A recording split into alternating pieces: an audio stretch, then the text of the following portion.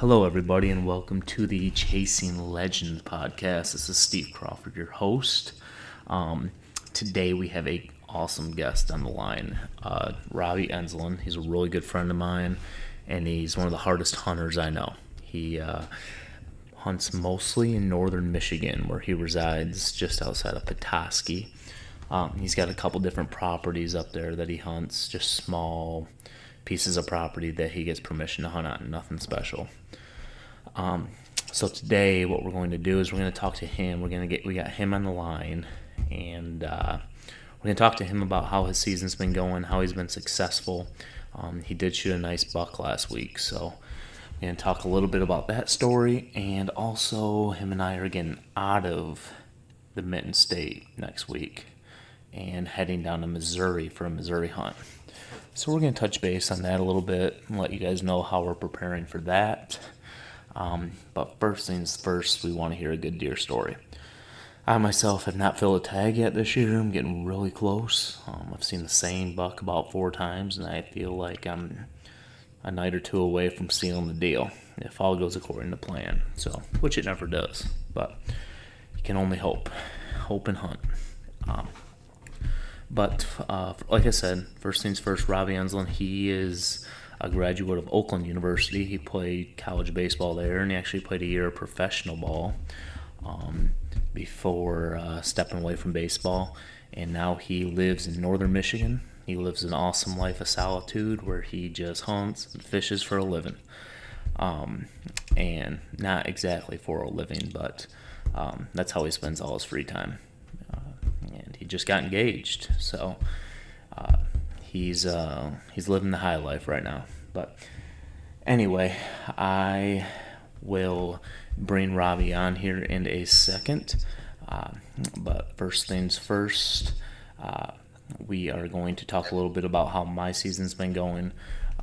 Just briefly, like I said, I've seen the same good buck a few times. We've been up to our property in northern Michigan. Didn't have any luck up there. And it's kind of been a struggle down here. We haven't had great weather, and we are, but like I said, I'm narrowing down on this good buck, and hopefully we have a good story for you here soon.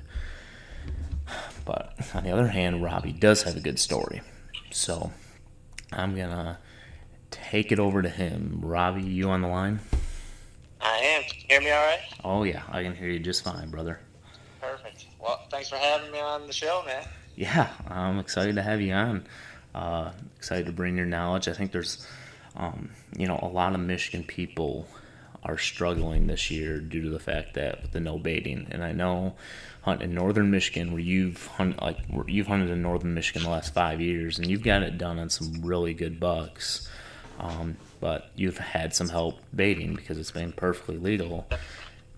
And this year, obviously, with the change in the law, you've had to adapt and do things a little bit differently and learn how to pattern a little bit better and get on those deer, and it worked out for you last week. So how about you tell us a little bit of how you kind of prepped for the season this year and what made you successful last week, man? Yeah, well, to be honest with you, like you said, I was pretty nervous coming into the season this year. Without baiting, it's pretty difficult to hunt in northern Michigan. It's not like how I grew up hunting my entire life downstate, hunting over farm fields, and you're hunting fence rows and field edges and things like that, and you can kind of funnel them in certain pitch points. When I first moved up here, I definitely had to adapt to a different style of hunting. I grew up going to a deer camp in northern Michigan as a kid, and I guess that's kind of where I got introduced to baiting to begin with, because before that we were never baiting. Baiting was not a thing because we were hunting over food all the time. So I guess that's kind of where I learned to do it, because if we don't bait, you don't see deer, plain and simple. If there's no food in an area, a deer is not going to stay there. So what I always tell people, all the people I talk to in the hunting world, all the people that I have connections with because of hunting, I like to tell people, yes, I do bait in the past, obviously not this year.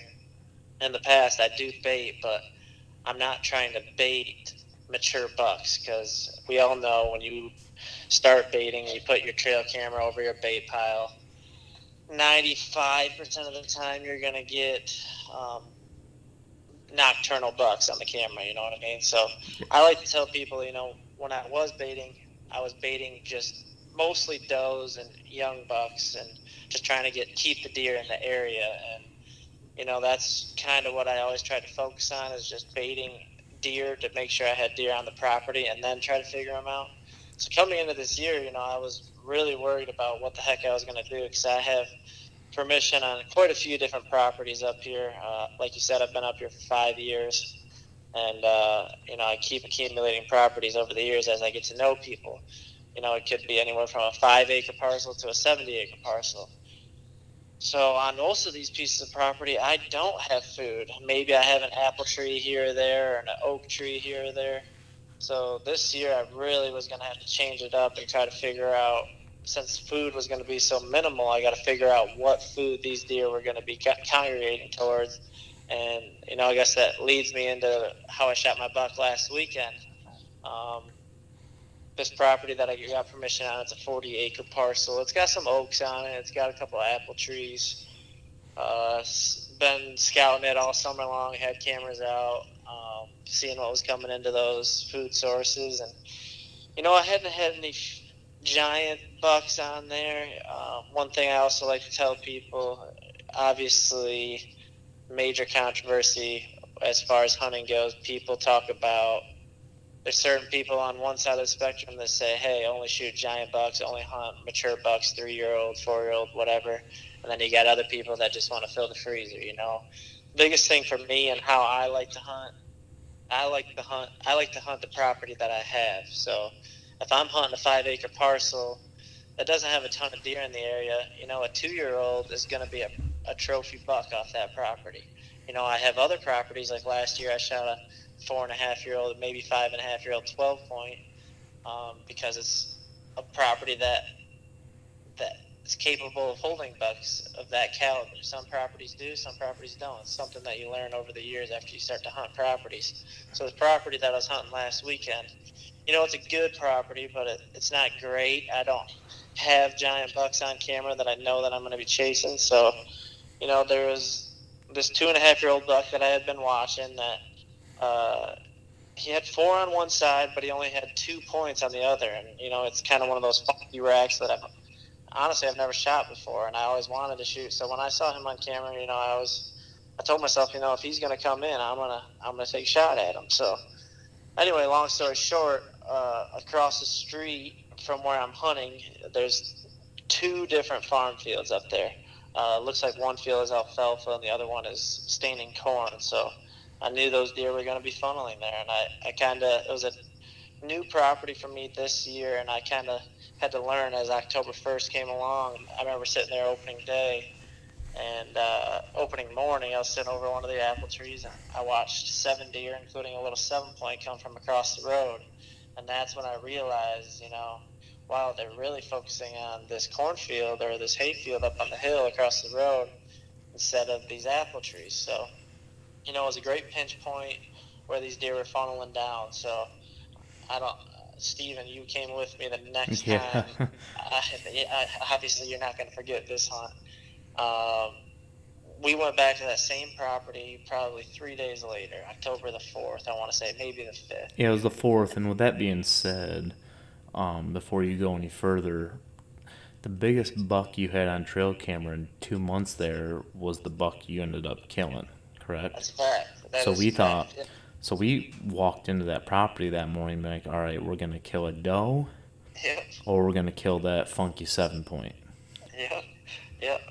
And there was a couple other 2-year-olds that I had pictures of, but if I had to pick one of them, it was going to be this buck just because he had a funky rack and, he was cool looking. So, yeah, that's correct. And then that morning, obviously, I don't know if you've touched on this in any prior stories or anything like that, but you had the bow in your hand, and we set up on the ground right on this pinch point.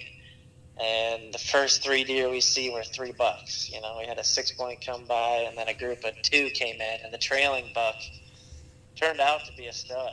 He was a 3-year-old 8-point. I mean, he was 115-inch 8-point, which, where you're hunting there, like, That's like going to Iowa and shooting a 6-year-old, you know. Exactly. No, I'm hunting in Sheboygan County. There's no 3-point rule. There's none of that. I mean, bucks just get shot. I mean, a lot of people are old school still in that area, so it's heavily pressured. I think there's good deer numbers still, but in this particular area, I don't think there's a ton of big bucks that are growing. So that was a shocker to see.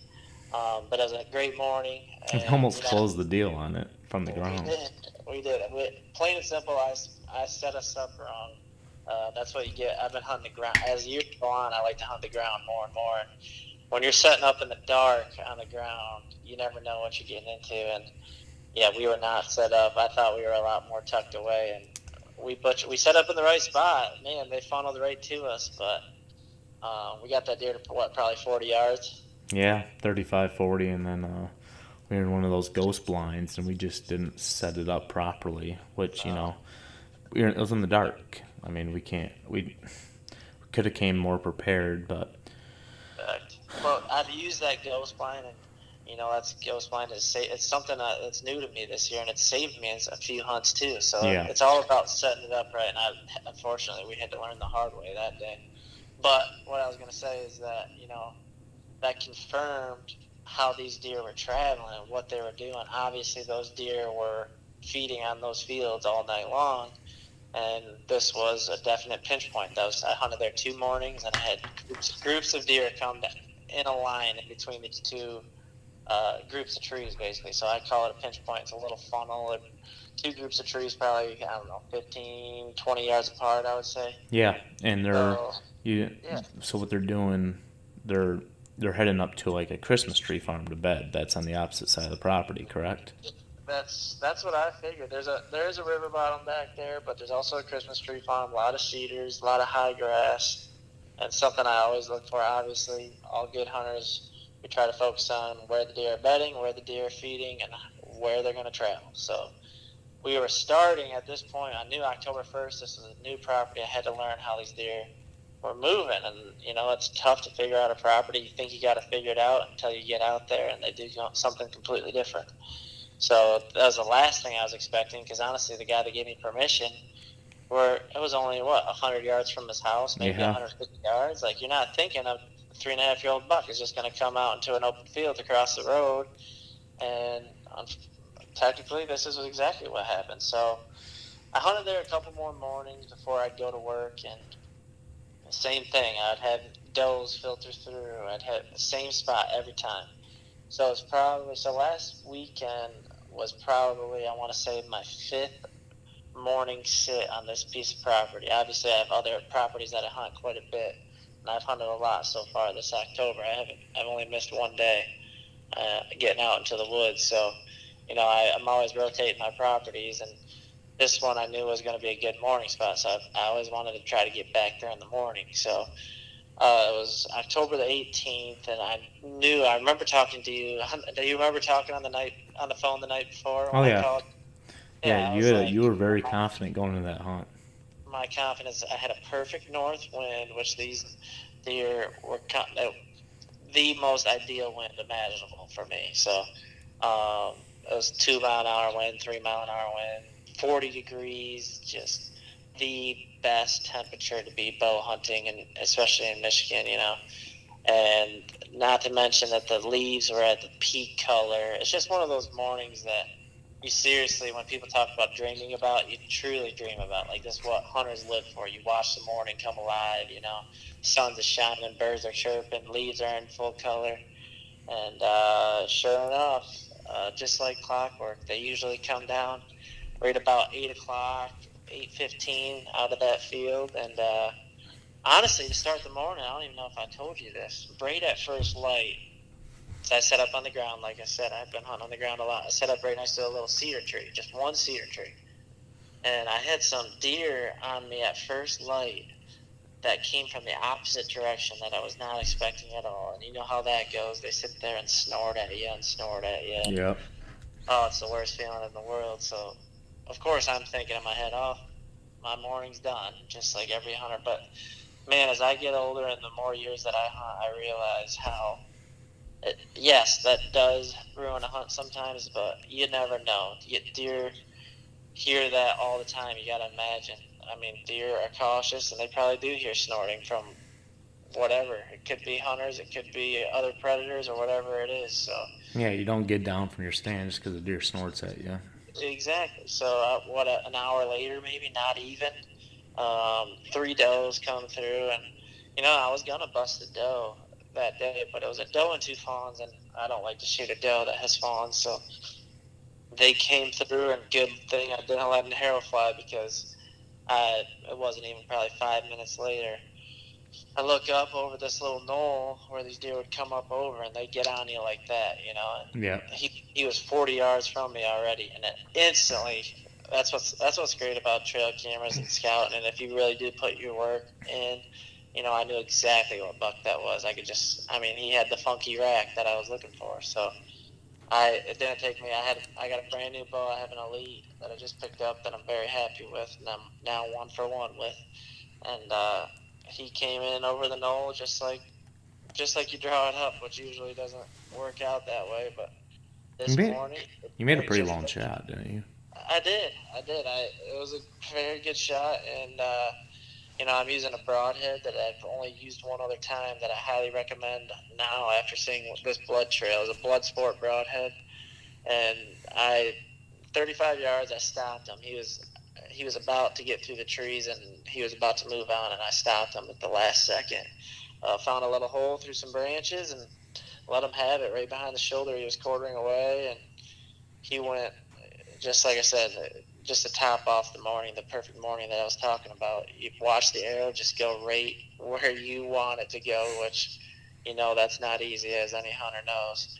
And when you see that arrow go in, you just know instantly that deer is going down, and you can hear the gasp of air leave the body of the deer. You know that sound. Oh, I'm yeah. talking. Yeah, like If you shot enough deer with the bow, you know exactly what I'm talking about.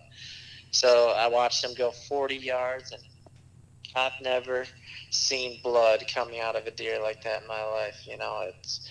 I know it's not something that you necessarily want to tell people all the time, because non-hunters might think it's gross, but man, I've never seen that much blood come out of a deer in my entire life. When I was running away, half of its body was just red. It was insane, and he piled up 40 yards from me. Just the most perfect, just icing on the cake, icing on the cake. Oh, yeah, I remember you calling me, and you're like, yeah, I'm standing here over my deer with a cup of coffee, just taking it all in.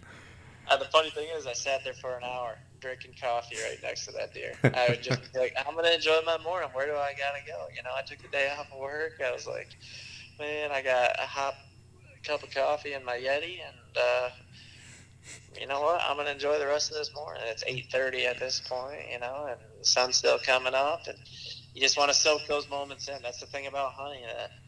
That's so great. There's so much more than just killing the deer, and that's what I love about hunting. All the work coming into play right there, just for that 10 seconds, all that happened, and everything. Trying to figure out those deer, all those times I went out in the woods, trying to figure out this new piece of property, blah blah blah, and finally, and then how it is.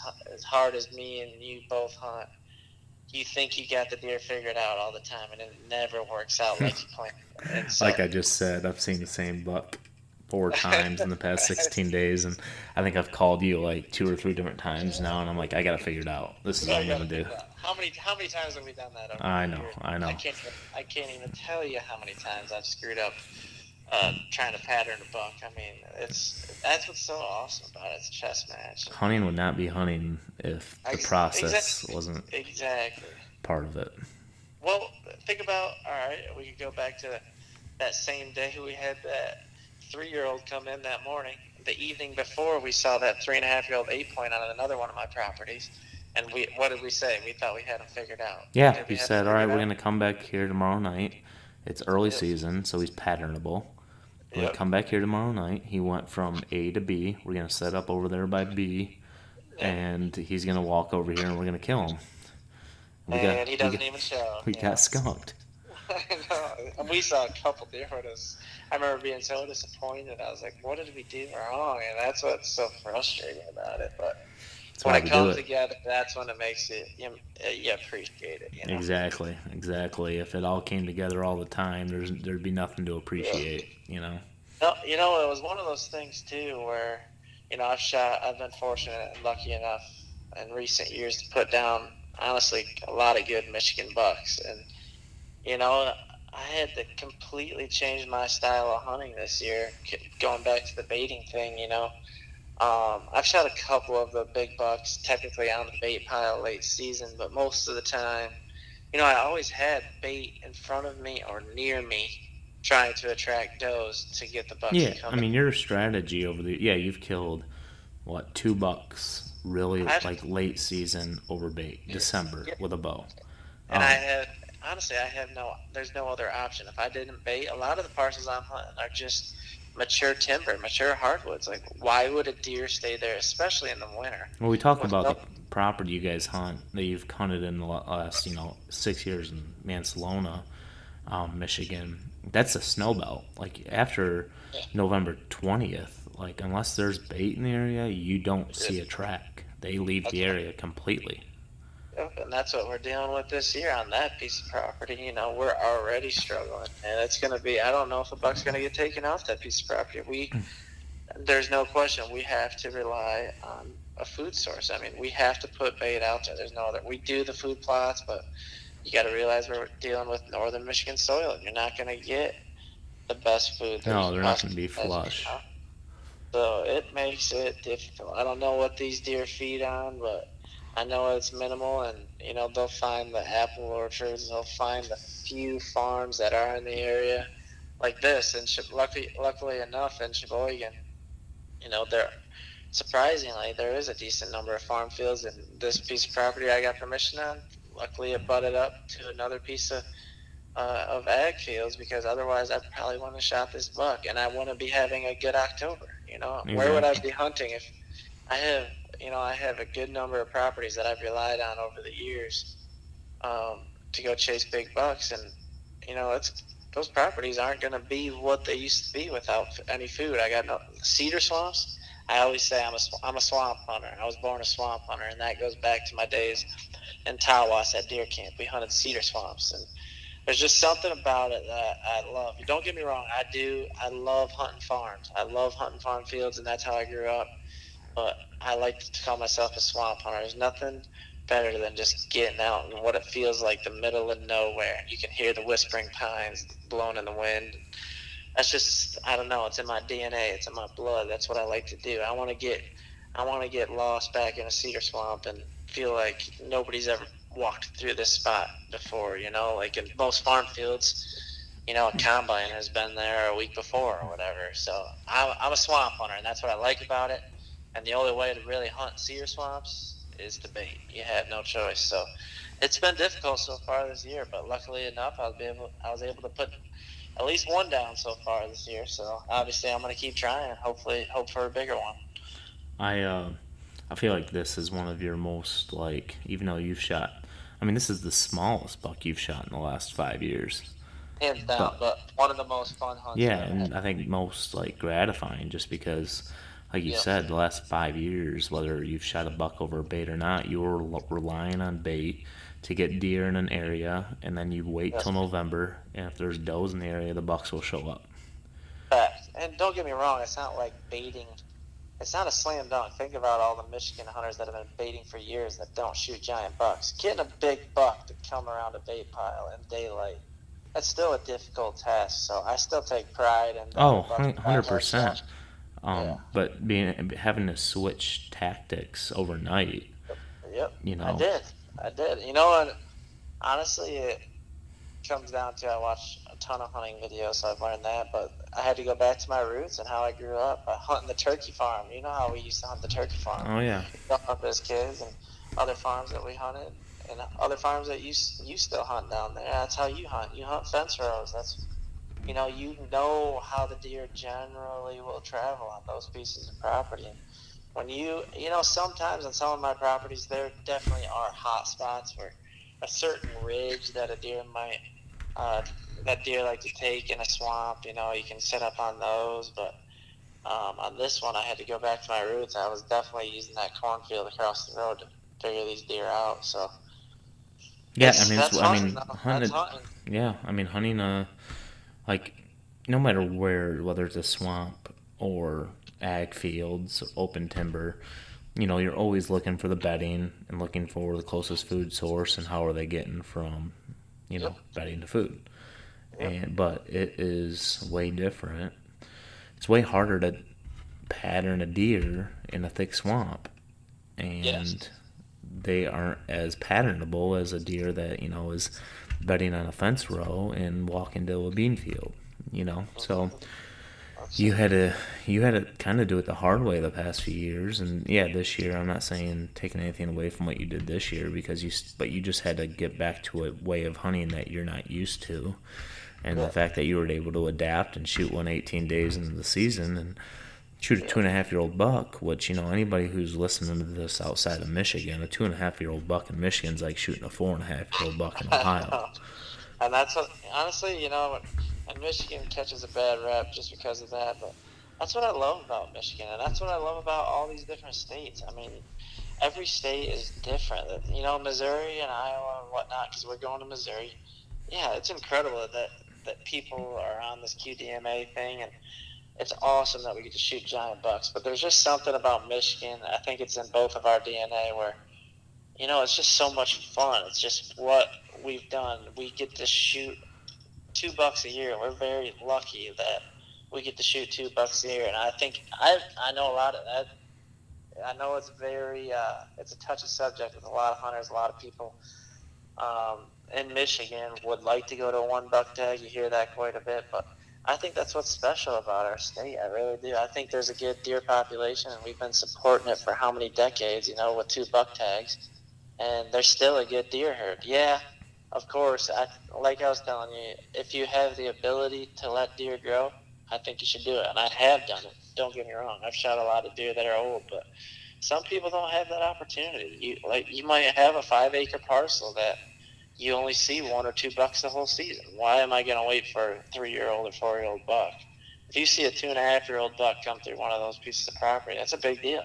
Yeah, 100%. That's it's so challenging in Michigan, and I don't know. I love that about Michigan. I know it.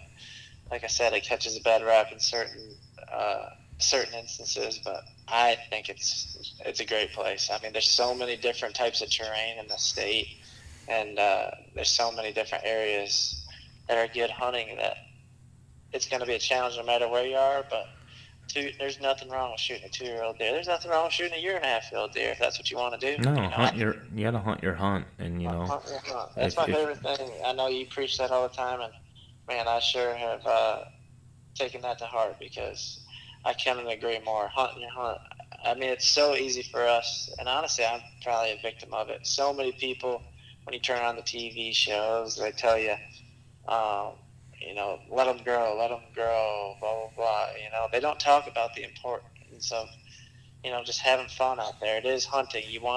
Shooting deer, getting excited is fun. When your heart gets pumping, that's when I know it's a shooter. And I've gotten away from that for a couple of years in my life just because, you have so many people in your ear telling you that you got to wait for a 4-year-old buck to walk by. So, well, guess what? A 4-year-old buck might not walk by in front of you for 10 years. What are you going to do? Just not shoot deer and not have fun? Exactly. I don't know. It goes both ways, I guess. It 100% does. And, for the people in Michigan that really push in for that 1 buck tag, it's not going to happen anytime soon. And if you really want to just, go to Ohio. They have a 1 buck tag. Exactly. There's plenty of states in the Midwest with a 1 buck rule. Go there and hunt, and and that's what's special about those states. Like I was saying, I think that's cool that they do that. But we have the ability to travel to those states just like they have the ability to come here if they wanted to. Exactly. That's what's so cool about it. I think if we have something special in Michigan, being able to have 2 buck tags in our pockets and to be able to truly enjoy all 3 months of the hunting season, and that's what I like about Michigan. 100%. Well, appreciate you sharing that, Rob. Moving on to next week. How pumped are you? Oh my gosh, man! Like we said before the season started, I don't want to wish October away, but how can you not get excited for a full week of nothing but hunting the rut in Missouri? Like, oh my gosh, that's all I can think about when I go to work every day. And I, I, I don't know if I've ever been this excited for a No, hunting trip. I've been on a few of them. you know, and I'm all for it. I love to hunt public land. I went on a public land elk hunt in September, shot Mm-hmm. some nice bucks in Ohio on public land. But there's nothing wrong with hunting private land. And No, I think people have to get that public land movement has been so great, which I think is great for the sport of hunting. for sure. But like, if it weren't for public land and private land hunters, you know, half the tags would disappear. You know, and we're 100%. going to Missouri, and this will be my first time ever hunting out of state on private land, and I just can't wait. What we're doing is we have access to these 3 different properties, nothing huge. One's a 138, one's a 112, and one's an 80. So 330 acres total. But we have been, Robby and myself have already, been scouring Onyx for the last few months. And I already have like 25 potential, waypoints picked out for potential stands. That's that's what we do as hunters, man. That's what we do. We're crazy about it. I know, and so that's kind of what we're doing. I'm looking at Onyx every day. I'm looking for these pinch points and these properties. It's gonna be different for us. Like you said, you are used to hunting swamps. You hunt a little bit of ag, but mostly cedar swamps. Up down here in Michigan, in Southwest Michigan, I hunt a lot of ag, a lot of bean, a lot of corn. We're going to a place, like I can't tell you the last time I sat on a finger, you know? I know. It's to go back. I've only hunted out of state on private land once in Iowa, and it was very similar to the properties that we're going to be going to hunt. But when I went, it was the second shotgun season, so it was highly pressured. And what's weird about those states down there, I don't even know if you know this, but when shotgun season comes around, all people do is drive. They Yeah, drive deer. Did you know that? yeah. So when we hunted there, we're talking about armies of orange had already walked through these private pieces of property that we ended up hunting. And what was crazy is we still saw giant bucks. So all I can think about on this trip is we're going down to these private pieces of property that haven't even been touched by a hunter this season. And I just coming off of what I saw on a second shotgun season, just over the border in Iowa, we're talking within 30 minutes of where we'll be hunting. Man, it gives me goosebumps just thinking about it. I'm going to be on high alert that first morning, I can tell you that. You're not. I'm gonna be on high alert for about 7 straight days. No, we're not even going to blink our eyes. We're going to be so strung out. So these properties are kind of how the layout is on 2 of the 3 is it's like these big long fingers that extend into these big CRP fields that these deer bed in. There's also some timber the deer bed in. I can tell that from from looking at Onyx that there's some thick timber, but the properties that we're hunting, the deer are going to be bedding in the CRP. So the trick is That's what we think anyway. Yeah, Like that's what we it think. It always changes. I know you can never. That's what we're planning on seeing. There's a 50-50 chance that they're coming from the opposite direction we're thinking. But the trick is getting up into these fingers without pushing any of these deer out. But I can't tell you, man, how excited I am to hunt the rut in a state where everything is fair game. A grunt call, rattling, a decoy potentially, snort wheeze, the bleat, everything. Like you come to Michigan, I mean, we just got done, talking about how great Michigan is, but I've never rattled in a buck in Michigan. I'm sure people have done it.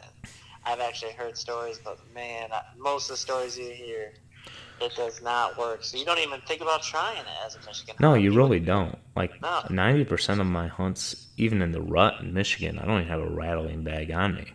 I have a I'd say grunt call. 100%. I just bought my first one last week for this Missouri trip. So there you go. Just to go to the show, like, and sometimes, a deep grunt call in Michigan, like a deep, like if you're using like a Primo's buck roar, I've had it happen where I've had, a 2 or 3 year old buck and I shot and I hit a deep grunt call and they turn and walk the other direction. Like, I'm like looking forward to hunting a spot where there are multiple mature bucks on the prowl for does and in a pissed off mood. I know. I'm gonna be calling like crazy. I hope I don't overcall, but yeah. I mean, What's your first I've been doing a little bit of reading. Like I've hunted southern Ohio in the rut and had a lot of success grunting bucks in. But what's your strategy going into this hunt? Well, coming into from a calling purpose, from a calling aspect. Yeah. Funny that you say that because the past 2 years in Michigan, which prior to this has never worked for me, I called in 2 different bucks and got a shot 2 different times. So once 2 years ago and once last year. I guess my strategy, I always do the same thing, the same sequence. I do a couple Primo's cans, turn it over. I do 2 or 3, right? And then I wait a second, and I pull out my grunt call, and I go through a long sequence of grunts with switching up the tone, long grunt, short grunt, and I just mix it up like a buck that is heavily aggressive on a doe is what I'm trying to create. And it's worked for me 2 different times, ironically, in Michigan. So I guess I'm going to start off with that tactic. Going out there is the doe bleat followed by an aggressive grunt. And then I love the snort wheeze. I love a snort wheeze. Do you use a snort wheeze? Yeah, I use a snort wheeze. I honestly, in Michigan, find myself using the snort wheeze more to get out of my stand at dark. Really? Yeah, I've used it many times hunting over a bean field and I'm surrounded by deer and I got things to do. It's been dark for a half an hour. I've hit the snort wheeze to get the deer out of the area. I can't say I've snort wheezed a buck into range, though. When is somebody going to come up with an invention to be able to kick deer off a field without ruining a spot for a deer hunter? Just what deer hunter doesn't deal with this problem? I know, especially it's at dark and not being able to get down. It's every other hunt for me now, and it's I'm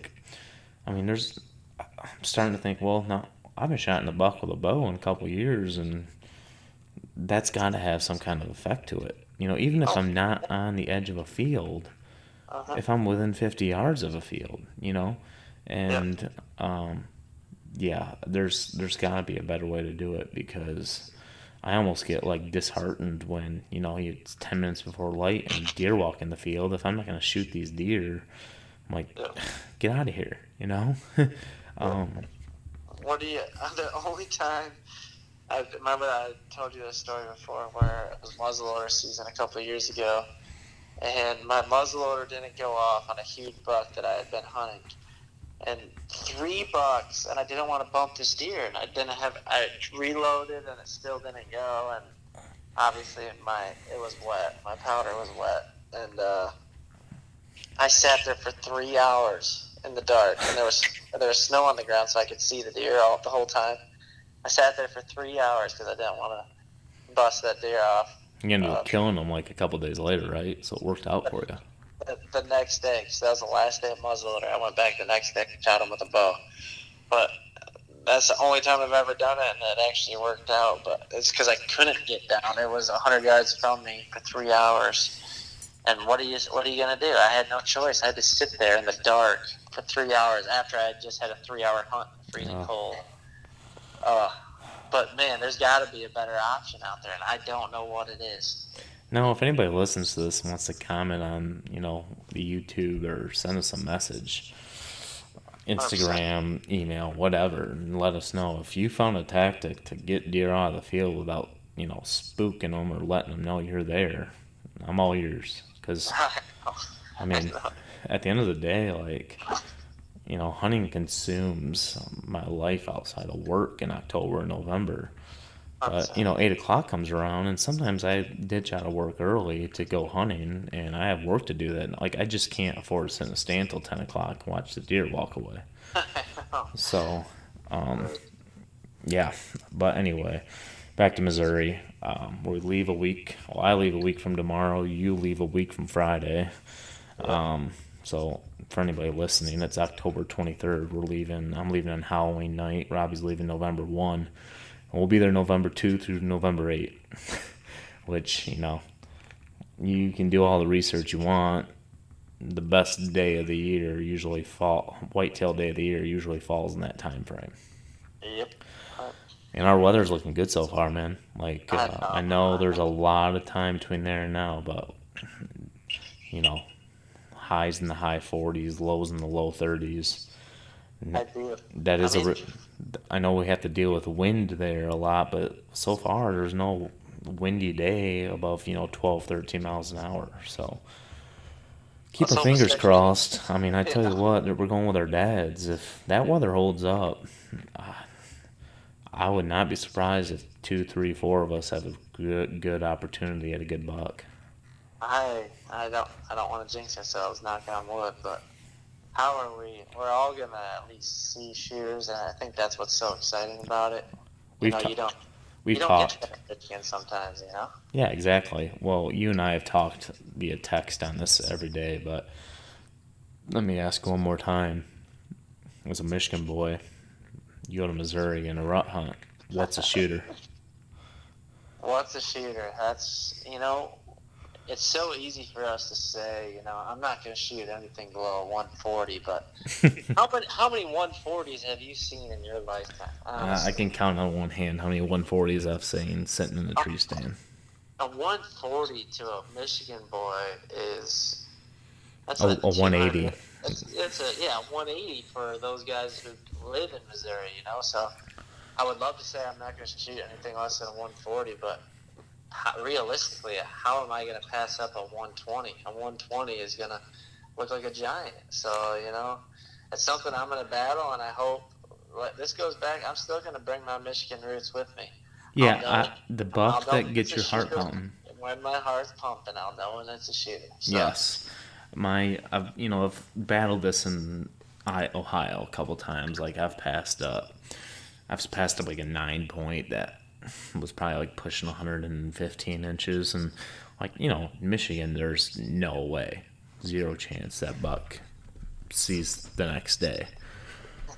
But I just stuck to the fact that when you see a buck, your first instant reaction is shooter. I'll shoot that buck. Yeah, that's when you know it's a shooter.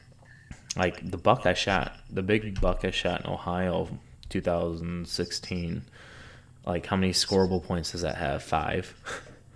Yeah, but it is crazy. I saw it. I was like, shooter. Because you can just, if you've watched enough, I mean, I don't know how great the hunting industry TV-wise is for, people just getting into hunting, because it almost creates an unrealistic expectation. But for guys like us, like we grew up hunting Michigan, we know what our expectations are. Watching those shows helps us kind of, you see a buck and you have a good idea of, relative age, relative score. Yeah. Like, see it, I'm going to shoot it. Yeah. So. That's what me and you, I know we've talked about this. My biggest thing is I just hope to try to shoot something that's at least 3 years old. I think a 3-year-old is a mature deer no matter what state you're in. And I know on some hunting shows they'll tell you it's got to be, heck, some of them even say 5 now. It seems like as we get older, older. As it used to be a shoot a 3-year-old only, and then it's a 4-year-old, and now I'm seeing. Have you seen the Lindsay Way? Have you watched that show? Yeah, I watched it on the My Outdoor TV. Awesome show, really is. But they don't shoot anything less than 5 or 6 or something ridiculous. It's like, Heck, I bet you, how many 5 and 6-year-olds do you think there are in the state of Michigan? Bucks, honestly. Serious question. Less than 100. You think in the entire state of Michigan?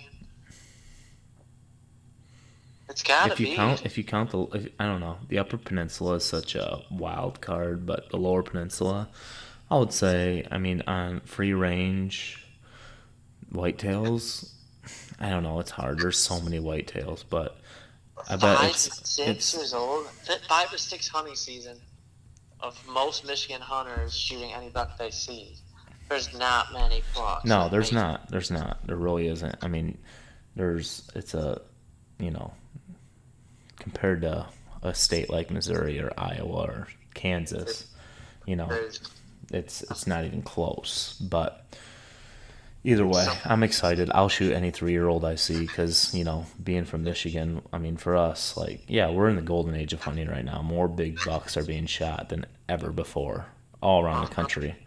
Yep. But we, as long as I live, being from Michigan, it slipped my wrist the day I pass up a 3.5-year-old buck. I know. So for me in Michigan, it's 2.5. It's just my personal belief. I'm not telling anybody that that's what they gotta abide by. But my personal thing and my goal is always to shoot at least a 2-year-old. So, you know, go to a state like that, I'm just going to raise it a year, I guess. I'll probably try to pass up a 2-year-old, but there's a possibility that there could be a nice 2-year-old come under my tree and I shoot it. I don't know. Get your heart pumping. Exactly. I'll tell you what, I mean, I'm not going to Missouri to eat a tag sandwich. I have done that before in Iowa, and I don't want to. I've done that in Ohio, too. Yeah, I mean, I just ate a $670 elk tag.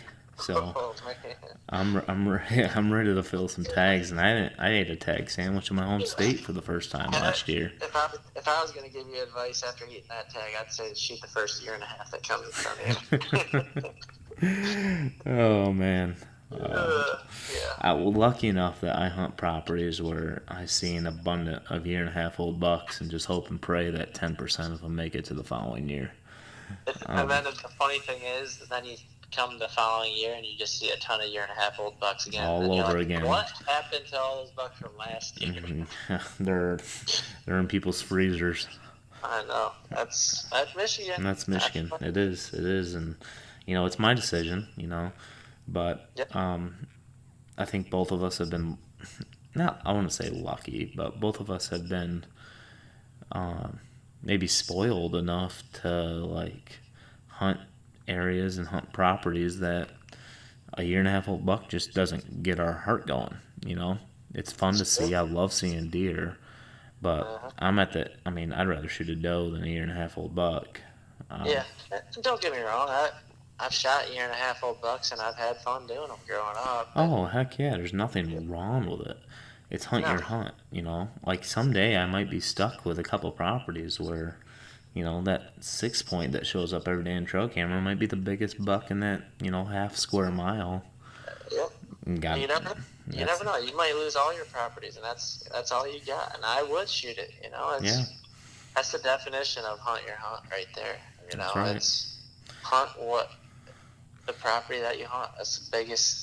That's the only thing you can control. So some people grow up in a family that has 600 acres, and most of us grow up with 0 acres and have to work hard to try to find properties to hunt on.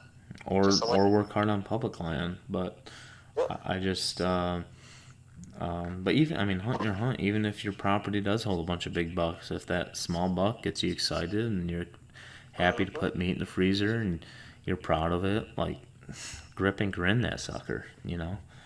But Rob, it's getting late. I'll let you go, but Robbie and I will be back for another podcast while we're in Missouri. Maybe our dads will be involved. It depends how much whiskey they've drank that night. But I have a couple good Missouri deer stories. Yeah, we're gonna give you guys an update, hopefully halfway. Potentially do one after if there's more to update you on. But we'll see you guys next week. Appreciate you sharing your story, Rob, and I'm sure I'll talk to you tomorrow, man. Sounds good. Thanks for having me on here. And I'm going to leave you with one last thing. Like we preached already, hunt your hunt for everybody who's listening. Hunt your hunt, have fun, and put deer on the ground, especially in Michigan, man. Nothing gets me more excited than people putting deer down in Michigan. Love it, brother. All right, have a good night. Yeah, you too, man. Take care. See ya.